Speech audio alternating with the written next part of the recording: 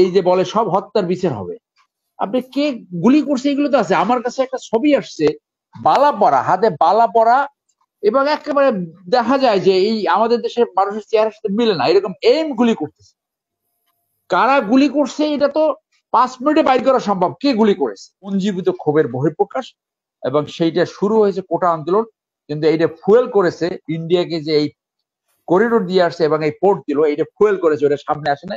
Ultimate কারণ হলো অপশাসন, দুঃশাসন, গণতন্ত্রহীনতা, লুটপাট, ধর্ষণ, খুন ইত্যাদি ইত্যাদি। আর কখনো এরকম যাতে এরকম রেভলিউশনের মাধ্যমে প্রতিবার একটা দেশ মাত্র 50 বছরে স্বাধীন হলো 6বার সরকারকে পতন ঘটাতে হলো, এই পরিস্থিতি না হয় সেইটা অ্যাড্রেস করতে হবে। এবং এই দুর্বৃত্তিত রাজনীতির মূলত পতন ঘটাইয়া তোমরা ঘরে ফিরবে। বিরোধী দল আন্দোলন করবে, ছাত্রদের দাবি মানা হয়েছে, 250 মারা গেছে, মতান্তরে বলে হাজারের উপরে। এরপরেও ক্ষমতায় থাকতে হবে, ক্ষমতায় থাকতেই হবে। এইটা হলো আওয়ামী লীগ, যার জন্য আজকে ছাত্ররা এই দাবি উঠেছে। আমি বলছিলাম যে পদত্যাগ করে কি করতে পারে, মানে এখানে যেহেতু ল সবাই বোঝে, মাউন্ট ভাই এখানে আছে, সিম্পল, দেয়ার মেনি, এই স্পিকারের কাছে পদত্যাগ করে চলে যেতে পারে।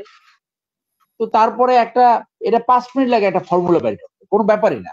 তো আমি যেটা বলছিলাম যে এই পতনের পরে যে প্রায়োরিটি গুলো হবে, একটা হলো গণহত্যা বিচার, এবং যেটা বাংলাদেশে একটি ট্রাইব্যুনাল আছে সেইখানে, এবং সেইখানে ছাত্রদের যারা ভ্যানগার্ড, যারা জাতির সূর্য সন্তান হিসেবে আবির্ভূত হয়েছে, এইখানে কোনো একটা খুনি যাতে পালাতে না পারে, সেটা একটা প্রায়োরিটি হবে। এরপরে যে এই যে গুম এবং খুন, যে যে যে হিসেবগুলো আসছে 600 মানুষ গুম হয়েছে, সেইগুলোর বিচার করতে হবে।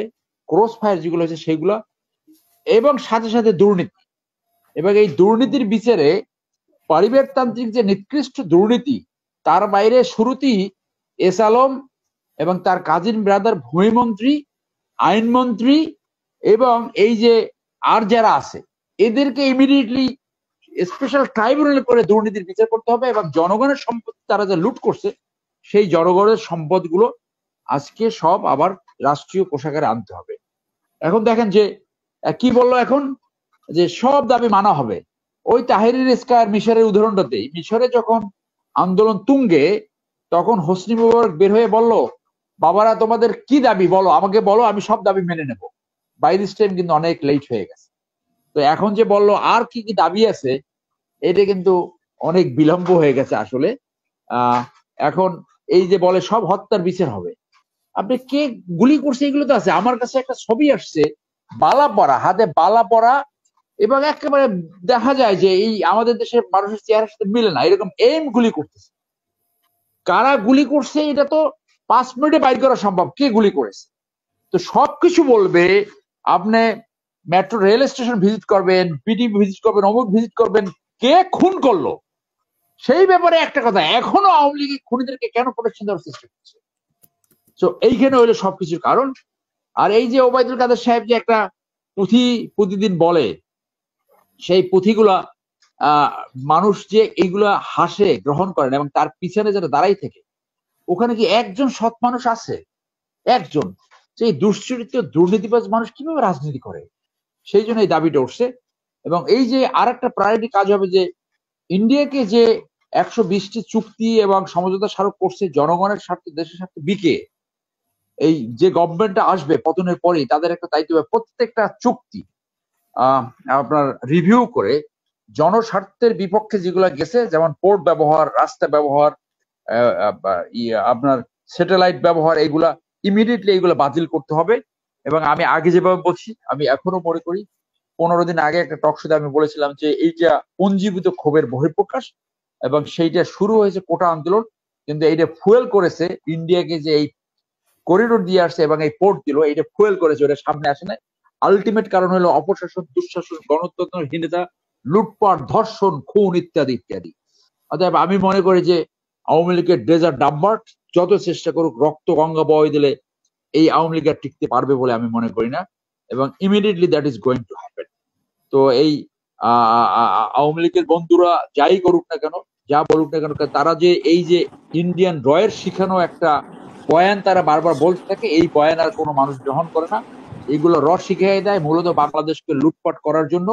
এবং আমি আপনার এই প্রোগ্রাম মাধ্যমে যদি যে ওই আমার ছাত্র ছোট ভাই যে ছিল ও যদি আমার কথা শুনে থাকে, আমরা যেটা প্রাইভেটলি জানতে পেরেছি যে এখানে বিডিআর হত্যাকাণ্ডে যেরকম একটা ক্লিয়ার গ্রুপ আনা হয়েছিল, সেই রকম একটা ক্লিয়ার গ্রুপ এই আওয়ামী লীগ এনেছে, এরকম একটা কথা শোনা যাচ্ছে, যেটা আমার বাইরে থেকে এক বিদেশি বন্ধু বলল।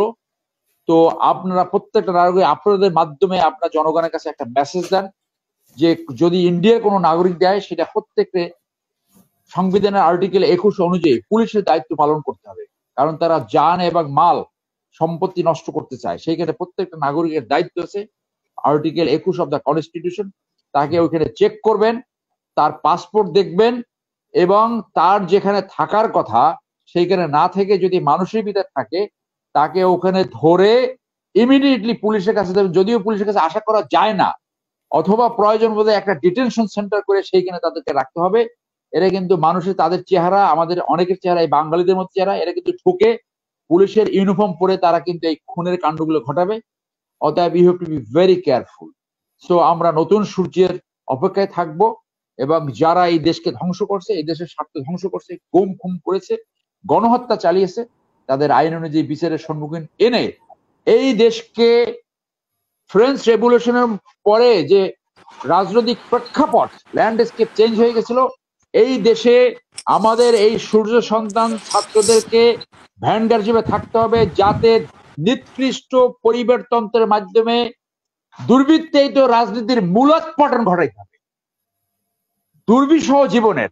এইভাবে যেন বাংলাদেশের কোনো পুলিশ বাহিনী থাকে না যারা মিথ্যা মামলা দেয়, মানুষকে লুটপাট করে, পকেটে ইয়াবা দিয়ে তারপর মানুষকে চাঁদাবাজি করে।